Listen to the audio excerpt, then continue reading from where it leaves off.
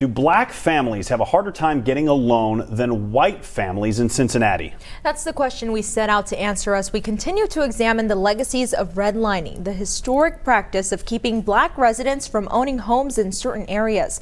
Local 12's James Pilcher analyzed the data as part of our ongoing investigation, Childhood Poverty, Cincinnati's Crisis.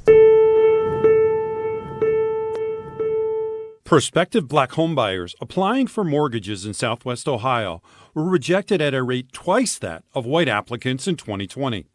That's according to an analysis of federal home loan data by Local 12 Investigates and the online real estate company Zillow.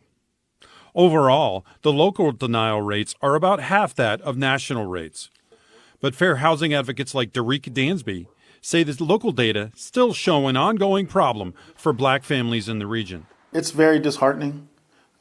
It's painful to look at the numbers to see such a discrepancy between African Americans and white in 2021. It's completely the modern day version of redlining. I would just say the new millennium version of redlining more than anything. The data shows that in 2020, mortgage providers denied black applicants more than 10% of the time in Hamilton, Claremont, Butler, and Warren counties. White applicants were denied about 5% of the time. The area's zip codes with the high denial rates include Milford, where black applicants were denied 34% of the time, compared with about 8% for whites. Batavia and Amelia also had high denial rates for black applicants. North College Hill had a black denial rate of more than 13%. In Northern Kentucky, denial rates are lower. But there is a gap between black and white applicants, with blacks being denied 10% of the time in Boone, Campbell, and Kenton counties.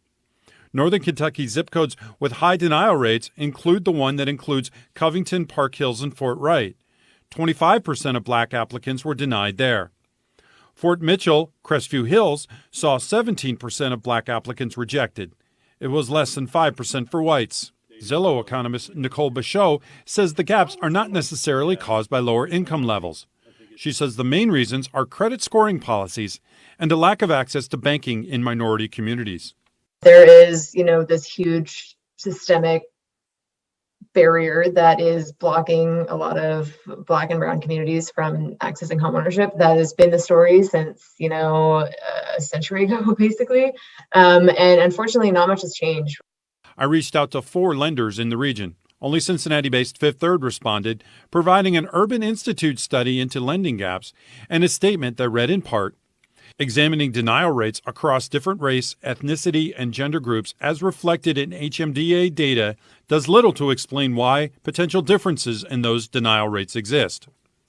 Fifth Third is committed to regularly examining its data to ensure that credit decisions are being made based on credit characteristics as specified in its underwriting criteria and not on race, ethnicity, or gender. Fifth Third also recently announced a $20 million project to improve black home ownership in the Avondale neighborhood. James Pilcher, Local 12 News.